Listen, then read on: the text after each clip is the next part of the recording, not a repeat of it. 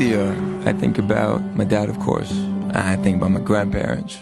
And I guess when I think about India, I think of this place that I come from, that's in my blood, but that I was foreign to for so many years. And now, well, it's Kashmir.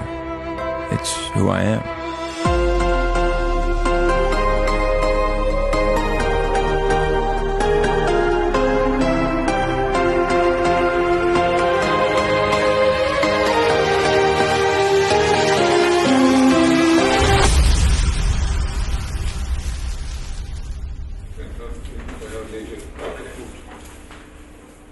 I remember being a kid, and I could do no wrong in my grandpa's eyes, you know. But as to the man that I would become, yeah, he had a lot of opinions about that. Yeah. As I told you before, my dream was for him to become a professor or a MBA like his father. His uncle is a professor in Yale University. And I was thinking that he will become on the same level, same lines. It's a pecan, maybe. You're not offer with him? You want that? I knew he really liked music, but I never thought that it was something that he would do exclusively. You know? He was always, we called it dropping beats, making beats. And we always thought it was like a hobby, you know, just taking up a lot of his time. So I was 15, 16 at this point, and it was time to decide whether or not to go to college. And of course, my dad really wanted me to, but I wanted to make music. And so he sent me to India to learn time management from my grandpa, which basically meant, you know, managing school as my focus and music as a hobby. I'd been to India throughout my childhood, but this time was different. It would be a lot longer, and I would be going alone. I'd be going by myself. And he had come from US. He spent about 2 months with us that time. I really felt like an American. I mean, my dad came from India in his 20s. He met my mom, who was an American, and I was raised in America. So here I am living in a country very different from the one that I'm used to. And I was very stubborn. Really, I just wanted to be back home making music. I ended up spending a lot of time with the kids in front of our flat, playing soccer. All the conversations, you know, about time management and trying to get me to focus, none of that stuff worked. But when we began to travel and see all these different temples, and he took me to all the hillside stations, I think that's when the sense of pride started to set in, that this really is where I come from. Especially the stories about Kashmir, having to leave, how the village my grandma grew up in now is mostly rubble. That impacted me a lot, and that would become a fire in me that sort of grew and grew. But while I was there, I gotta be honest, I mean, we fought a lot, and he had a lot of trouble understanding my passion for music. He wouldn't sleep. And on the following day, he kept on repeating the song. Kajrare, Kajrare, Kare, Kare. I was very keen to go in for these CDs. He would always make me out of pocket for buying him CDs everywhere. I once lost my shirt. I said, nice. Then why do you want to another outlet? I think it took 2 seconds to reply. He says, Grandpa, God is one. I said, yes, God is one. Then why do you make me to go to so many temples? I had no answer to this. Actually, in Bombay, she wouldn't touch me until then. There was really no option, I realized at the end of it, except to go out and prove in a tangible way the potential that I saw in music. An average person is saying that I have 2 paths, right? I can go A, which is a risky path, or take the path B, which has less risk, right? And I have my family there to support me. But somebody like him, he doesn't see path B.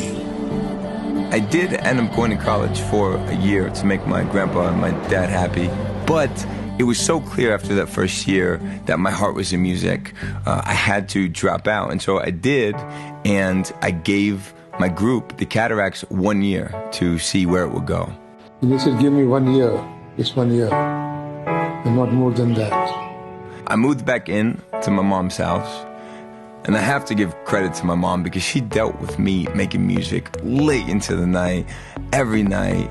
I don't know how she did it. Luckily, after a year, things really did start picking up. I mean, we were playing shows as the Cataracts, selling them out. We had some songs on the radio, and we took that momentum, and we moved down to Los Angeles with our friend Dev. We met the Far East Movement, and with the help of Dev, we created this song for them, Like a G6, and Like a G6 just blew up like none of us expected that it would, and suddenly we are surrounded by success like me, David, and Dev had never experienced before.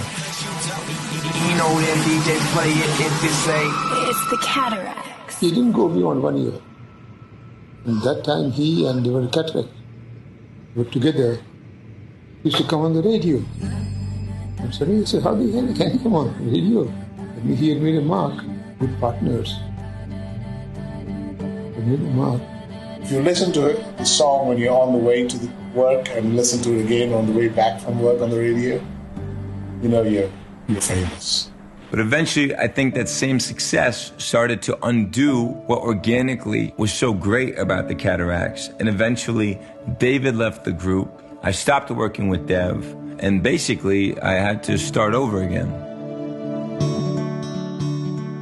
In my heart, I knew if I was going to create a new artist project, I would want it to be more personal. The songs about partying and popping bottles in the ice, although they had served us so well as the Cataracts, they weren't what I wanted my legacy to be. As I got older, they weren't really a reflection of who I am. So I reached deeper into myself, and for me, that meant looking to my heritage. It meant looking to India. That's where I came up with the name, Kashmir. For the first year or so, I didn't show my face. I just wanted all the focus to be on the music. And so it was song after song until finally Tiesto brought me out at Ultra. For the first time, you're going to see this tonight. And today we see the Kashmir. And after that, I played my first show at the Fonda Theater. Things just started.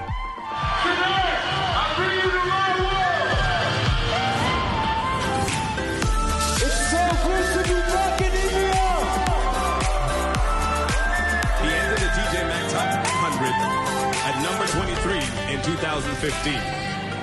Please welcome the highest live act of 2016, Kashmir!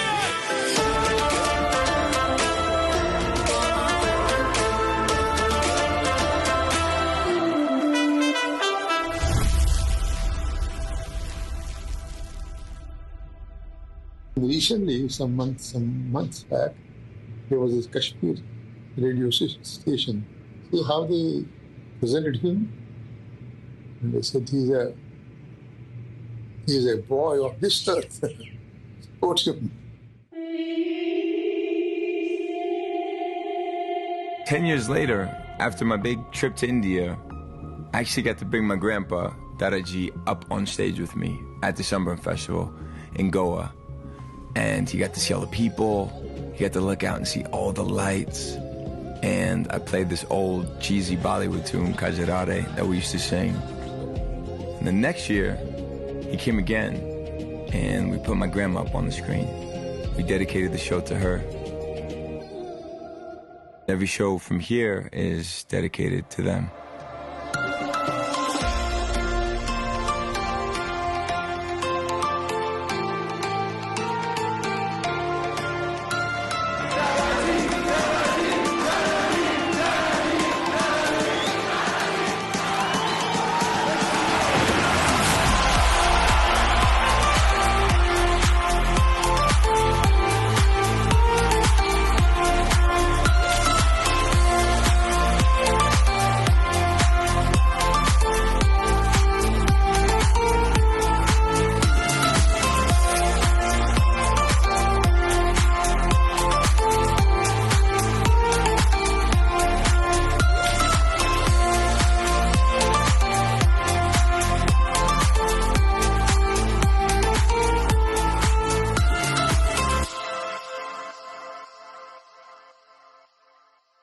Kajirare, kajirare, tere Hare Hare.